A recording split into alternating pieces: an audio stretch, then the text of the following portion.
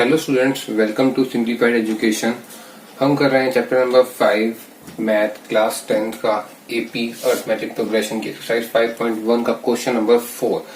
इसके हमने आधे पार्ट्स पहले कर लिए थे, अब से कुछ पार्ट्स रह गए हैं, वो हम इस वीडियो में कवर करने वाले हैं। तो आते हैं 9th पार्ट के ऊपर। जैसे कि यहाँ पे मैंने लिखा हुआ है 9th पार्ट में मैं दिया है, जो हमको सीरीज दी हुई है उसमें नंबर है 1, 3, 9, 27। तो हमें करना वही है, पता लगाना है कि कौन से जो नंबर्स हैं जो सीरीज है वो एपी में है और कौन से नहीं है। तो पहले पता लगाते हैं क्या था हमारा method, a2 minus a1। a2 क्या है यहाँ पर 3, a1 है 1, माइनस करेंगे आएगा आंसर 2। फिर दोबारा से थर्ड टर्म में से सेकंड टर्म को माइनस करेंगे, यानी कि a3 माइनस a2। a3 है हमारी 9 और a2 है 3, तो आंसर आया इसका 6। तो देखने से पहले ही क्लियर हो रहा था कि ये जो डिफरेंस है वो इसका सेम नहीं है, वो हमने चेक भी कर लिया एक बार। तो यहाँ पर जो डिफरेंस है वो सेम नहीं है, तो हम लिखेंगे इसको कि ये एपी नहीं है।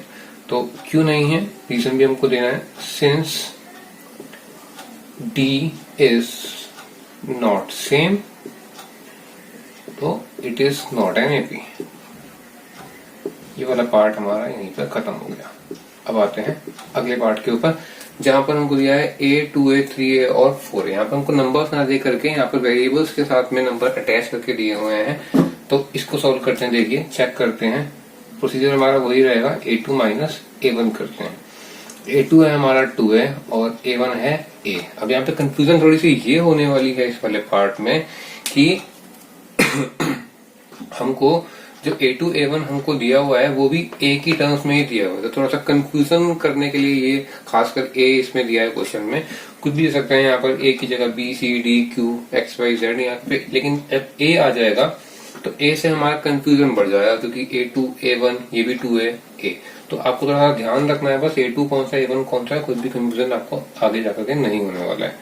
देखिए 2a माइनस a कितना आंसर आएगा a। तो पहला हमारा डिफरेंस आ गया a। अब दूसरा देखते हैं a3 माइनस a2। a3 हमारा 3a माइनस 2a, इसका भी आंसर आएगा a। फिर हम लास्ट वाले पार्ट में आएंगे, a4 माइनस a3, ये भी हमारा यही आएगा आंसर a। तो मतलब क्या है कि जो सीरीज है हमारी a हर किसी में ऐड हो रहा है कॉन्स्टेंटली, तो हमारा कॉमन डिफरेंस a आ गया। और हमें बोल सकते हैं कि एपी में भी है। क्या लिखेंगे इसका हम reason, since D is same, so it is an AP। ये AP है और इस AP में हमसे क्या पूछा है, हमसे पूछा है कि D क्या है। तो D हमको पता है, D आप लिखेंगे ऐसे हेयर D इक्वल टू में A। D की वैल्यू जो है वो A है। अब हमें क्या करना है, इसके आगे हमें आगे की 3 टर्म्स निकालनी है। तो आगे की 3 टर्म्स का मतलब है यहाँ पर हमको A5 निकालना है। A5 निकालने के लिए हम क्या करते हैं, A4 में D को ऐड कर देते हैं। A4 था हमारा 4A और उसमें हमने D को यानी कि A को ऐड कर दिया, आंसर आ गया 5। ऐसे ही A6 निकालने के लिए 5A, इससे पहले वाली टर्म थी उसमें A को ऐड कर देंगे, 6A आ गया। और A7 निकालना ही बहुत इजी है, 6A में A को ऐड करा, ये हमारा 7A आ गया। और ये वाला पार्ट होता है आपका यहाँ पर कंप्लीट। अब चलते हैं इसके अगले पार्ट पे। तो देखिए स्टूडेंट्स, यहाँ पर हमें 11 पार्ट में क्या दिया हुआ है, यहाँ पर हमें 11 पार्ट में दोबारा से a की टर्म्स में सीरीज दी हुई है, लेकिन इस बार जो सीरीज है उसमें पावर भी आ रही है, एक्सपोनेंट भी आ रहे हैं, a square, a cube, a4। देखिए इसको कैसे करेंगे, यहाँ पर वही फॉर्मूला है हमारा a2 माइनस a1 चेक करने के लिए। a2 है हमारा a स्क्वायर और a1 है हमारा a। अब इसको हम आगे और कितना सॉल्व कर सकते हैं, अगर इसको देखें तो हम खाली इसमें a और कॉमन ले सकते हैं। a हमने कॉमन ले लिया तो अंदर क्या बच गया, a माइनस 1, बस इससे ज्यादा ये आगे सॉल्व नहीं होने वाला है। ऐसे ही हम a3 माइनस a2 करेंगे। a3 है हमारा a क्यूब, वो हमने यहाँ पर लिख लिया, और a2 है हमारा a स्क्वायर। इन दोनों में से भी हम सॉल्व करने के लिए ज्यादा से ज्यादा क्या कर सकते हैं, बस हम यहाँ पर a स्क्वायर कॉमन ले सकते हैं। तो यहाँ पर अंदर बच जाएगा a माइनस 1। अब देखिए क्या ये दोनों जो डिफरेंस है वो सेम आ रहे हैं। एक साइड में है a माइनस 1 और a स्क्वायर a माइनस 1, ये a और ये a स्क्वायर दोनों अलग अलग हैं। तो मतलब क्या है कि हमारा d कॉमन नहीं है, सेम नहीं है, और ये AP भी नहीं है। तो हम यहाँ पर लिखेंगे इसका reason, since D is not same, so it is not an AP। और एपी नहीं है तो आगे के पार्ट्स निकालने का तो सवाल ही नहीं होता। अब हम चलते हैं अगले पार्ट पर, यानी कि 12th पार्ट पे। यहाँ पर हमको देखिए अंडर रूट में दी हुई है वैल्यूज, बस और कोई डिफरेंस नहीं है। तो हम क्या करेंगे, थोड़ा सा इसको इजी बनाने के लिए हम इस अंडर रूट को पहले ही सॉल्व कर लेते हैं जितना ये सॉल्व होता है। तो अंडर रूट 2 को हम अंडर रूट 2 लिखेंगे और सॉल्व नहीं कर सकते। अब जो बाकी के हमारे पार्ट्स हैं उसको आगे और सिंप्लीफाई करने के लिए हम क्या करेंगे, इनका प्राइम फैक्टराइजेशन कर लेंगे। जितने भी इनके अंदर के नंबर दिए हुए हैं, देखिए 8 का प्राइम फैक्टराइजेशन होगा तो क्या आएगा, 2 इंटू 2 इंटू 2। 18 का करेंगे तो क्या आएगा, 2 इंटू 3 इंटू 3। अगर आपको ये माइंड में ना कर पाए तो आप रफ में भी इसका प्राइम फैक्टर निकाल सकते हैं और उसके बाद इसको यहाँ पुट कर सकते हैं। ऐसे ही 32 के फैक्टर्स क्या आएंगे, 2 इंटू 2 इंटू 2 इंटू 2, 2 या 4 हो जाए 8, 8 या 16, 1 मोर टाइम 2। तो अब यहाँ पर हमने इनके सारे फैक्टर्स निकाल लिए। अब इसको दोबारा से हम एक बार सिंप्लीफाइड वे में लिखते हैं। तो लिख सकते हैं ऐसे अंडर रूट 2, 2 का पेयर बन गया, 2 बाहर आ गया, अंदर बच गया अंडर रूट 2। यहाँ 3 का पेयर बन गया तो 3 बाहर आ गया, अंडर रूट 2। यहाँ पर 2 पेयर बन रहे हैं हमारे, तो 2 और 2 4 बाहर आ गया, अंदर रह गया अंडर रूट 2। तो जो हमारी सीरीज थी उसको हमने थोड़ा सिंप्लीफाई कर लिया और उसको हमने इस तरीके से लिख लिया। अब इसको हम चेक करते हैं कि ये एपी है या फिर नहीं है। चेक कैसे करेंगे इसको हम, मतलब हमारा वही है A2 माइनस A1। यहाँ पर A2 क्या है, 2 अंडर रूट 2 और A1 क्या है, अंडर रूट 2। दोनों को सॉल्व करेंगे तो 2 under root 2 minus under root 2, answer आने वाला है only under root 2। 1 under root 2 लिख सकते हैं लेकिन ऐसे भी सही है। अब देखिए A3 माइनस A2, A3 क्या है हमारा 3 अंडर रूट 2 और A2 है हमारा minus 2 under root 2। 3 under root 2 minus 2 under root 2 equal to में 1 अंडर रूट 2 या खाली अंडर रूट 2। अब A4 माइनस A3 करेंगे हम तो क्या आएगा, तो A4 हमको दिया हुआ है 4 under root 2 minus 3 under root 2। फिर से आंसर हमारा वही आएगा under root 2। Since D is constantly coming same आ रहा है हर बार, तो हम बोल सकते हैं कि ये AP है। तो यहाँ पे लिख देते हैं since D is same so it is an AP।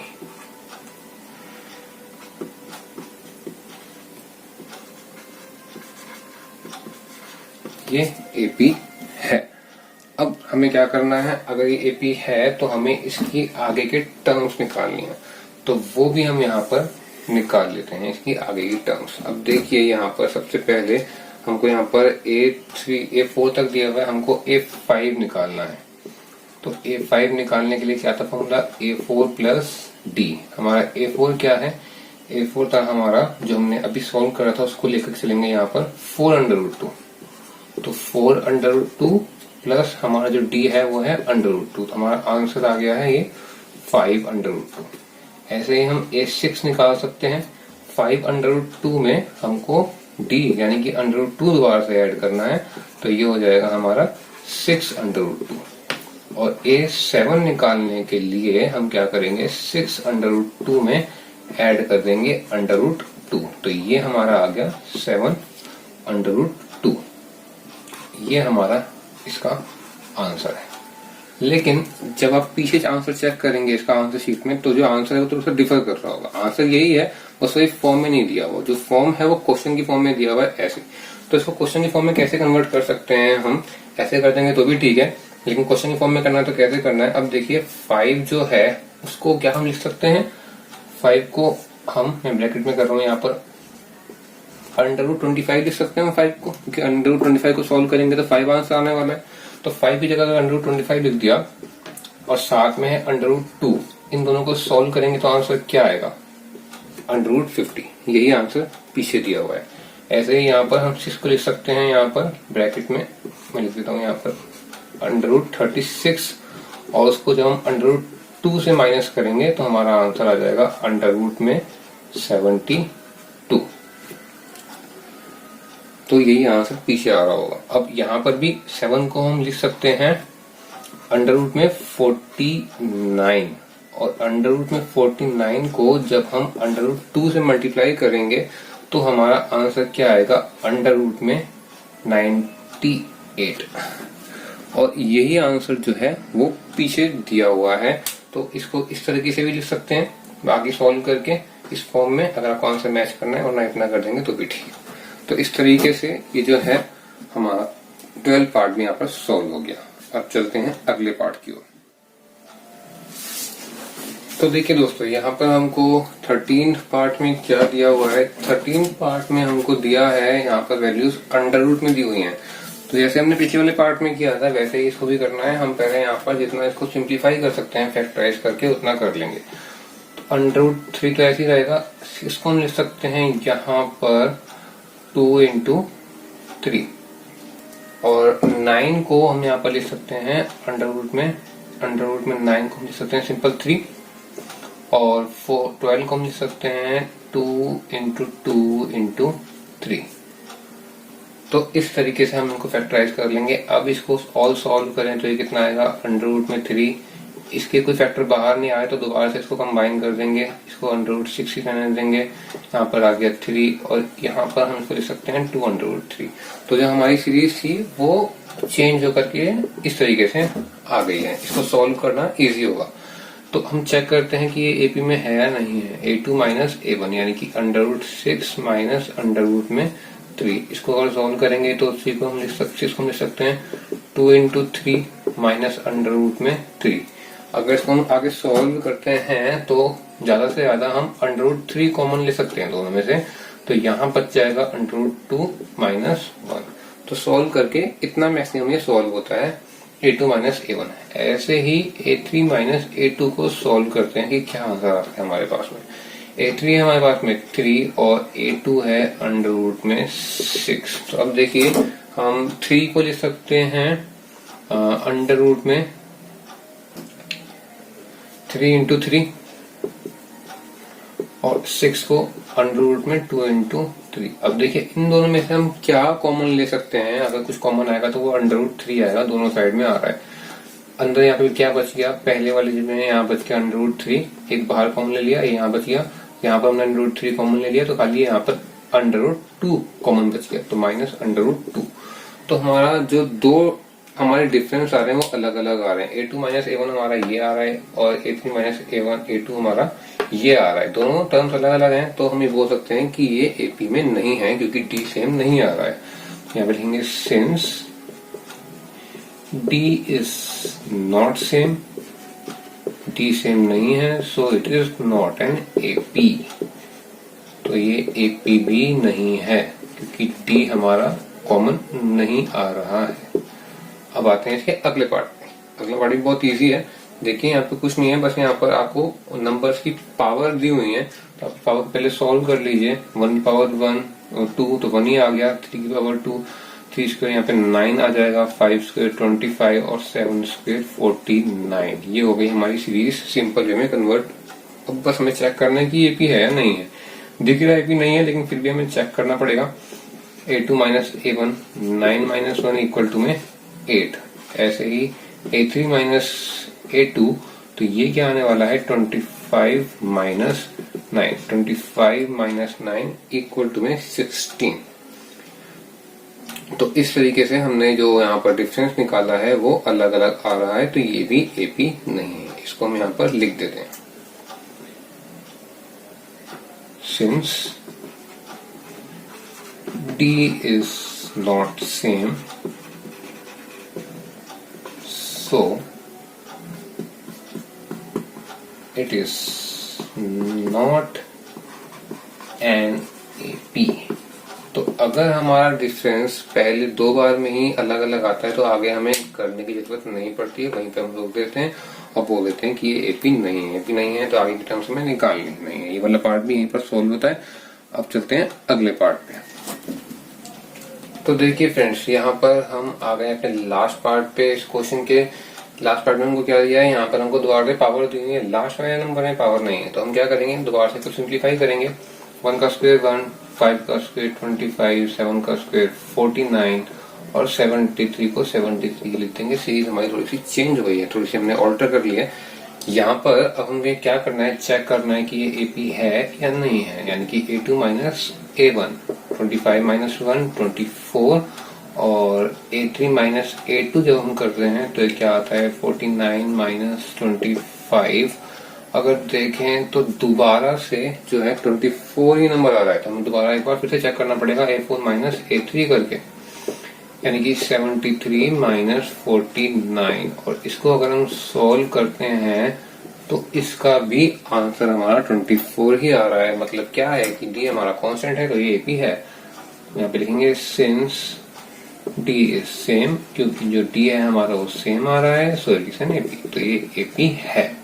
अगर ये एपी है तो इसका डी की वैल्यू क्या होगी, हेंस डी की value D is equal to में हमारा आ गया 24।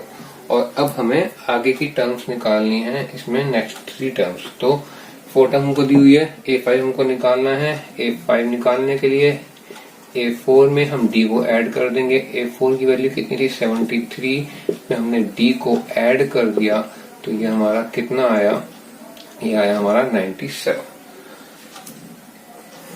अब हमें आगे निकालना है A6 और A7। A6 निकालने के लिए A5 में D को ऐड करेंगे। A5 हमारा 97 प्लस 24, ये कितना आ गया हमारा, ये आ गया है हमारा 111, सॉरी 121 आएगा, 121। और इसको अगर हम A7 निकालेंगे तो वो होगा हमारा A6 प्लस D, यानी कि 121 प्लस D की वैल्यू है 24, इसको ऐड करेंगे तो कितना आएगा 145। तो ये हमारा जो है पार्ट यहाँ पर खत्म होता है, लास्ट पार्ट, ये क्वेश्चन यहाँ पर खत्म, और इस वीडियो का भी एंड करते हैं यहाँ पर। अब अगली वीडियो में मिलेंगे अगली एक्सरसाइज के साथ में। Till then keep learning, like this video and also subscribe this channel.